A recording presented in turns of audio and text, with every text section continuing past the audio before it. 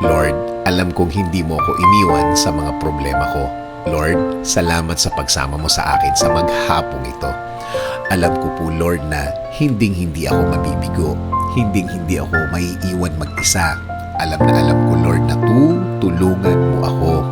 At alam kong sinimulan mo na ang pagtulong mo sa akin.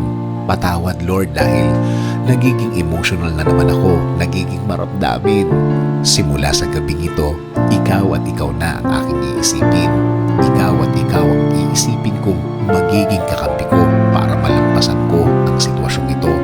Bigyan mo ko ulit ng guidance, Lord, tulad ng mga nakaraang panahon. Palakasin mo po ako ulit. Bigyan mo po ako ulit ng lakas. Bigyan mo po ako ulit ng suporta para malampasan ko ang mga